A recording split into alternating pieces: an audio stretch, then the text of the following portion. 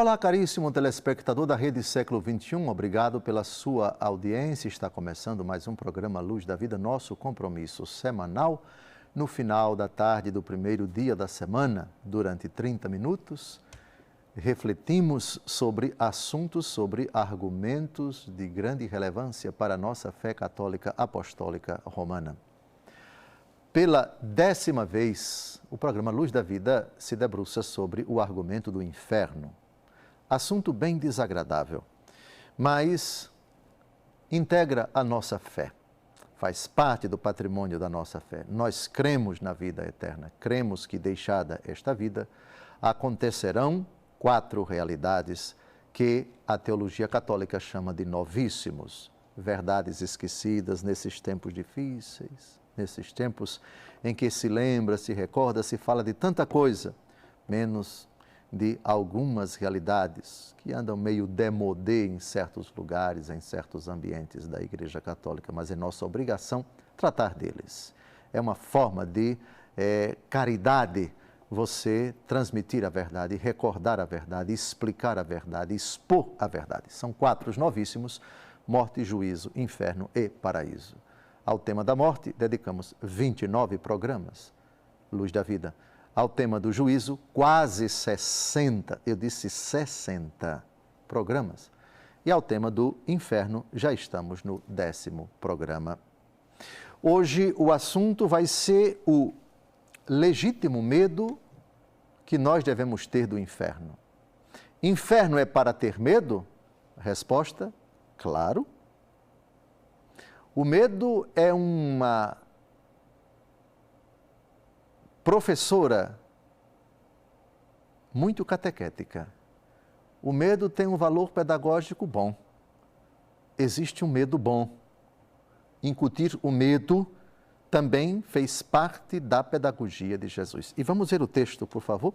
Eu já peço a você para abrir Mateus capítulo 10, versículo 28, porque aqui Jesus fala do medo bom.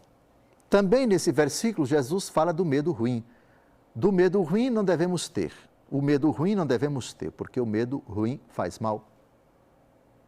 Mas o medo bom faz bem. É uma das raras vezes que Jesus trata do tema do medo. Medo bom, medo ruim. Medo é uma realidade que, dependendo do contexto, é boa ou é má. Jesus trata dessas 2 realidades nesse versículo que vamos ver. E ao tratar do medo bom, Jesus faz alusão ao inferno, em oblíquo, porque na verdade o medo que nós devemos ter bom é o medo, o temor, medo, sinônimos em língua portuguesa. Basta pesquisar num bom dicionário que temor é sinônimo de medo. Homem que é homem tem medo, cristão que é cristão tem que ter medo. Mas não medo de uma coisa, mas medo de outra. Vamos então ao texto, porque nele tudo se esclarece. Mateus, capítulo 10, versículo 28. Não temais aqueles que matam o corpo, mas não podem matar a alma. Temei antes aquele que pode precipitar a alma e o corpo na geena. A frase de Jesus: primeiro não temais, depois temei. O verbo temer é ambíguo, dependendo do objeto direto. Se o objeto direto é aqueles que matam o corpo, mas não podem matar a alma, não é para ter medo deles. Quem pode matar a alma? Quem pode matar o corpo? Quem pode matar o corpo é um ser humano. É um ser humano. É curioso como o diabo não recebe autorização de Deus para matar ninguém. Querem um exemplo de uma oportunidade que o diabo teve, mas não lhe foi autorizado, empurrar alguém de um precipício? Mas ele não fez porque ele não recebeu autoridade? Adivinha quem? O próprio Jesus. O que foi que o diabo disse Na segunda tentação, atira-te daqui para baixo, porque o Senhor ordenou aos seus anjos que te guardem todos os seus caminhos. O safado citou o Salmo 90 para tentar convencer Jesus a se jogar. O diabo não recebeu o poder para empurrar nosso Senhor. O diabo não tem esse poder de matar a existência física, matar o corpo de uma pessoa. O diabo não recebeu isso. Se isso acontece, ou porque a pessoa se suicida, ou porque a pessoa mata outra pessoa. Mas é sempre um ser humano que mata outro ser humano. Mas o diabo não. Portanto, quanto ao corpo, o diabo não tem nenhum acesso, nenhum poder, nenhuma possibilidade. O próprio Jesus, o diabo não empurrou o nosso Senhor.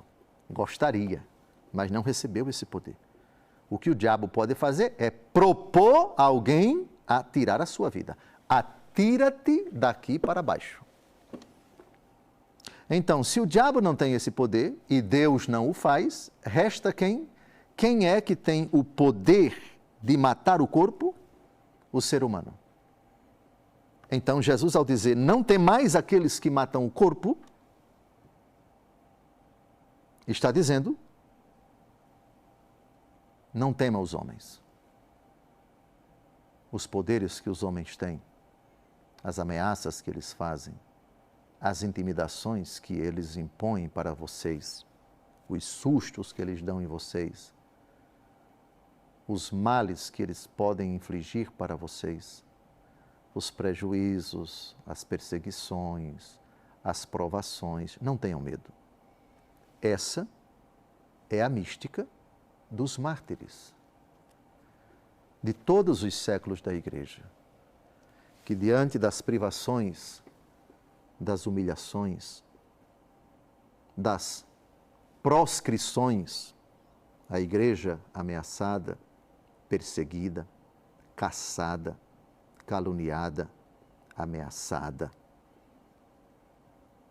e cerceada na sua liberdade e impedida de exercer a sua missão, impedida de rezar em público, impedida de construir igrejas, impedida de pregar o nome de Jesus, impedida de evangelizar. Não temam, não temam. Não é para ter medo deles. Não é para ter medo deles. Esse é o medo mau.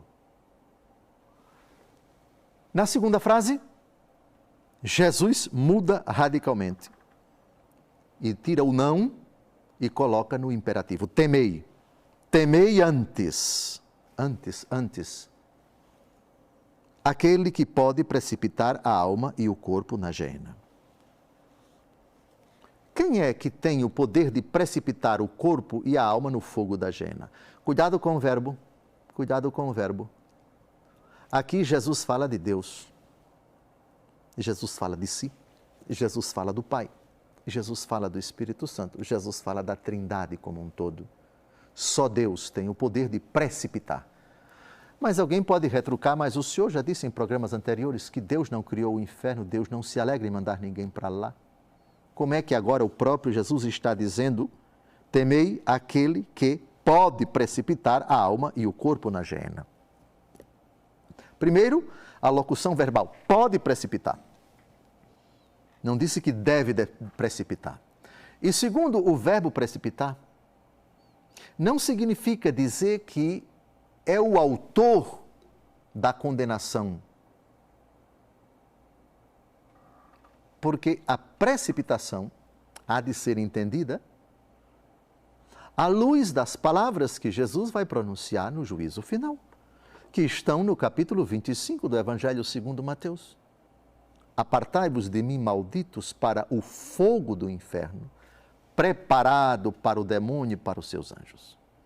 Porque tive sede e não me destes de comer, porque tive fome e não me deste de comer, estive nu e não me vestiste, estive preso e não me visitastes, estive enfermo e não fostes ver-me.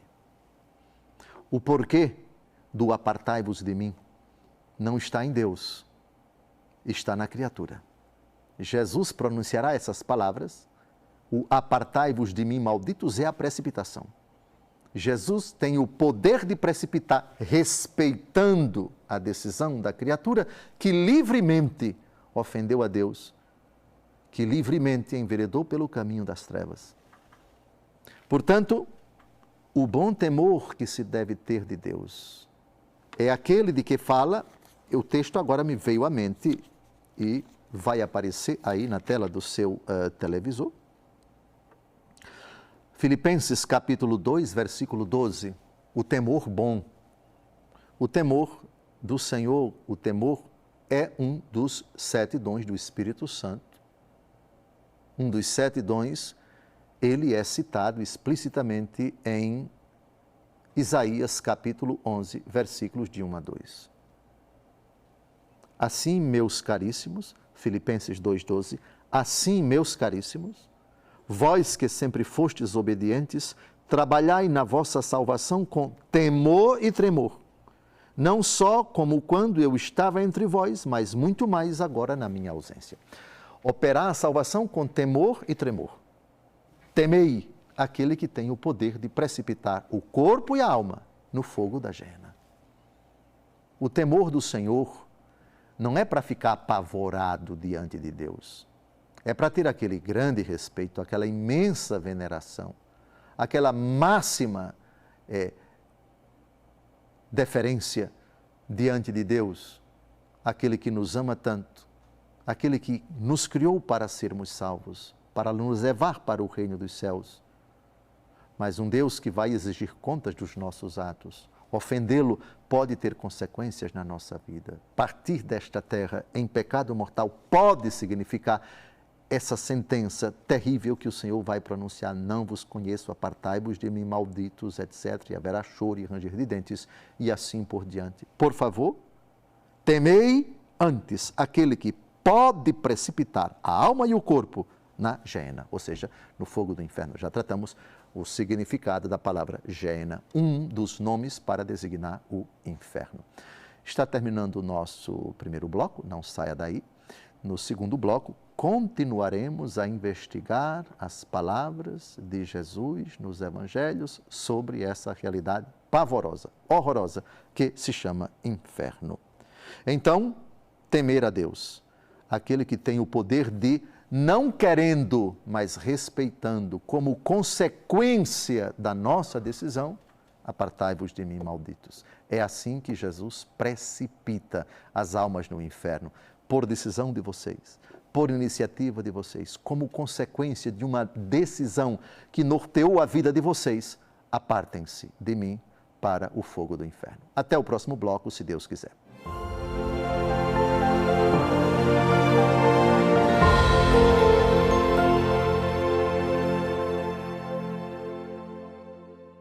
Olá, caríssimo telespectador da Rede Século XXI, obrigado por ter permanecido conosco depois desse breve intervalo. Está começando o segundo e último bloco do nosso 10º encontro, programa Luz da Vida, dedicado ao preocupante, angustiante tema do inferno, mas assunto que precisa ser abordado. Ele se insere na nossa catequese de há quase 80 programas que já fizemos sobre os 3 novíssimos. Novíssimos são as últimas realidades que vão acontecer com a aventura humana terminada a nossa peregrinação aqui na Terra. São 4 novíssimos: morte, juízo, inferno e paraíso. Ao tema da morte já dedicamos 29 programas. Ao tema do juízo, quase 60 programas. Portanto, quase 90 programas até agora só sobre a morte e sobre o juízo. E sobre o inferno, 10 programas. Então, já estamos chegando perto dos 90 programas, daqui a pouco até a 100 programas, mas temos muito mais ainda. No primeiro bloco, nós refletimos um texto muito significativo, Mateus capítulo 10, versículo 8, um dito de Jesus, que faz alusão explícita ao inferno: não temais aqueles que matam o corpo, mas não podem matar a alma. Temei antes aquele que tem o poder de precipitar o corpo e a alma no fogo da gehena. Jesus aqui explicitamente alude a essa realidade pavorosa, triste, terrível, chamada inferno. Nesse segundo bloco, nós vamos a outro dito de nosso Senhor Jesus Cristo. E um dito que precisa de uma boa explicação, porque não pode ser interpretado ao pé da letra quando Jesus fala de cortar a mão, de cortar o pé, enfim. É um texto que precisa ser bem explicado, ser bem matizado, e é o que, com a graça de Deus, esperamos fazer agora. Abra, então, a sua Bíblia, Marcos, capítulo 9, versículos de 43 a 48 a 48. Marcos 9, de 43 a 48. Se a tua mão for para ti ocasião de queda, corta.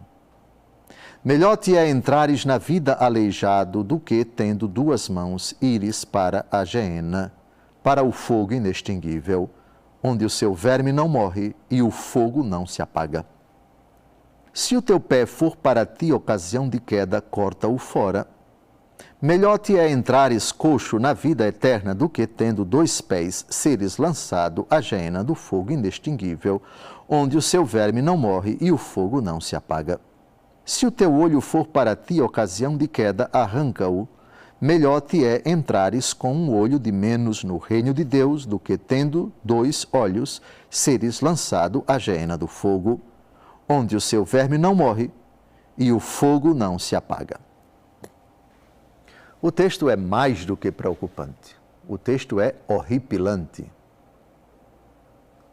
Jesus reitera, portanto, na verdade são 3 vezes, ao dizer que o inferno é um fogo inextinguível, expressão que, na verdade, já apareceu em outros textos que nós já abordamos aqui no Novo Testamento. Jesus pronuncia essa palavra, essa expressão, fogo inextinguível, em outras ocasiões. Remeto você aos programas anteriores, e já fizemos 10 programas. Os programas que tratam do Novo Testamento, especificamente os evangelhos, são o Inferno 6, o Inferno 7, o Inferno 8, o Inferno 9.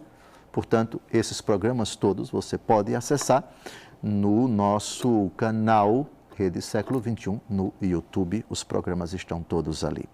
Então, é uma expressão que Jesus, por repeti-la várias vezes, parece indicar que ele quer que nós compreendamos que a realidade do inferno é pavorosa, é assustadora, é medonha, é amedrontadora, porque é um fogo que não se extingue, um fogo inextinguível. E mais ainda, onde o seu verme não morre e o fogo não se apaga, diz o versículo 44. Verme aqui é uma figura de linguagem para evocar, digamos assim, um sofrimento interno. Fogo que não se apaga tem também uma dimensão exterior, que consome, que sem destruir. Um sofrimento que não acaba nunca. Verme. Qual é o papel do verme dentro do corpo de uma pessoa? É causar danos, é causar prejuízo às células, causar prejuízo aos órgãos, comprometer o bom funcionamento de todo o corpo, debilitar o corpo, mas sem matar, porque no inferno ninguém morrerá. No inferno, fogo inextinguível, fogo que não se extingue, fogo que não se apaga, portanto, perdura, se procrastina por toda a eternidade. É tão espantoso isso, e eu repito o que eu venho dizendo há 10 programas, é assustador. É assustadoramente assustador, e qualquer expressão superlativa e repetitiva para descrever o susto, o caráter terrível e abismal que choca, que ultrapassa em muito a nossa capacidade de imaginar qualquer tipo de sofrimento. Tudo o que nós imaginarmos de sofrimento nesta terra não é nem um passo, não é uma fagulha daquilo que verdadeiramente é essa realidade descrita de forma tão dura por nosso Senhor Jesus Cristo. Agora vamos, se tua mão for para ti ocasião de queda, corta. Se o teu pé for para ti ocasião de queda, corta-o. Se o teu olho for para ti ocasião de queda, arranca-o. Mão, pé e olho. Mão, pé e olho. Com o olho você vê, com a mão você age, com o pé você caminha. O que é uma pessoa sem mão? Simbolicamente, é uma pessoa que não age. O que é uma pessoa sem pé? É uma pessoa que não se desloca. O que é uma pessoa sem olho? É uma pessoa que não enxerga. Jesus pegou 3 partes do corpo justamente para significar a totalidade da nossa existência, a capacidade de ver, de contemplar as coisas, de identificá-las, a capacidade de agir, a capacidade de se deslocar.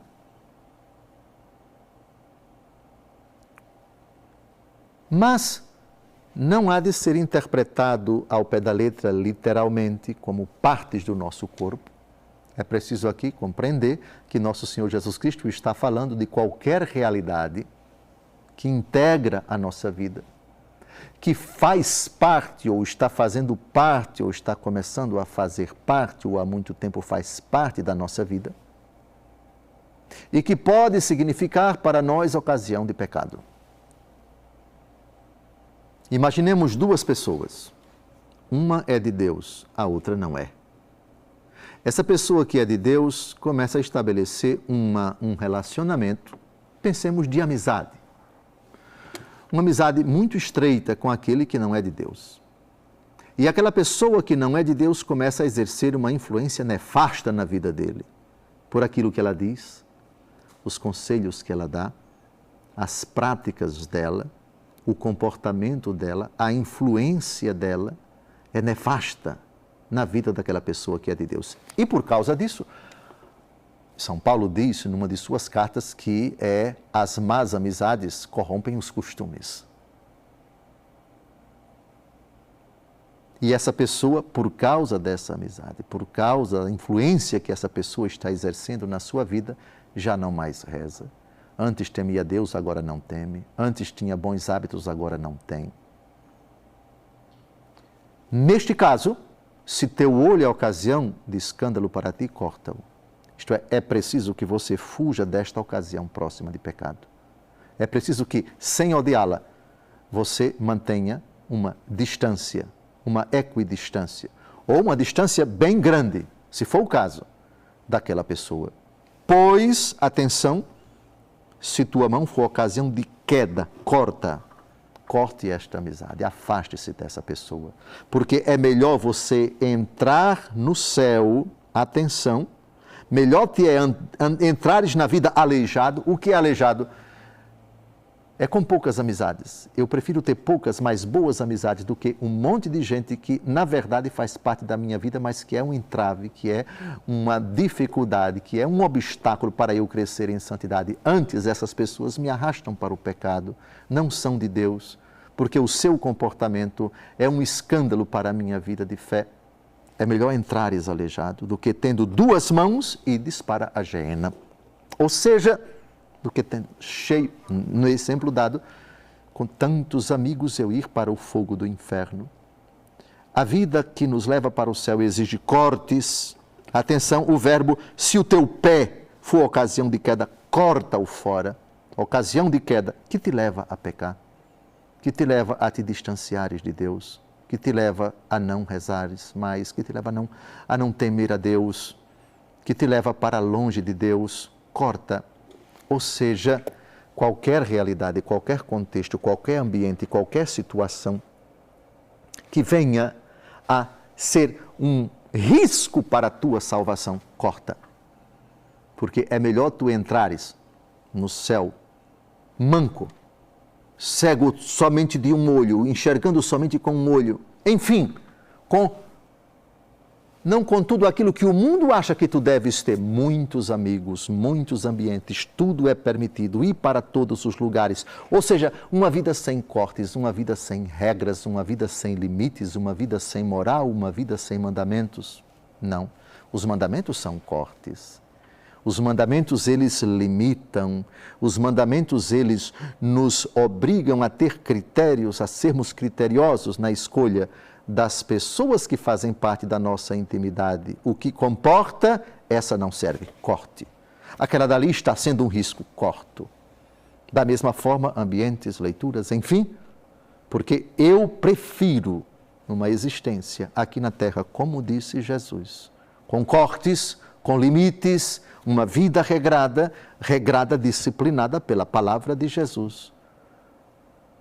Contanto que eu entre na vida, do que uma vida relaxada, sem cortes, sem limites, sem moral, sem mandamentos, onde tudo é permitido e eu ser precipitado no fogo da gena. Está terminando mais um programa. Desejo que você continue conosco nesse itinerário, nesse caminho. No próximo encontro, o 11º dedicado ao inferno. Espero contar com você próximo domingo, 5 horas da tarde. Termino esse encontro rezando como Nossa Senhora ensinou aos pastorinhos em Fátima. Ó meu Jesus, perdoai-nos e livrai-nos do fogo do inferno, levai as almas todas para o céu e socorrei principalmente as que mais precisarem. Até o próximo domingo, se Deus quiser. E Deus te livre do inferno. Deus nos livre do fogo eterno do inferno.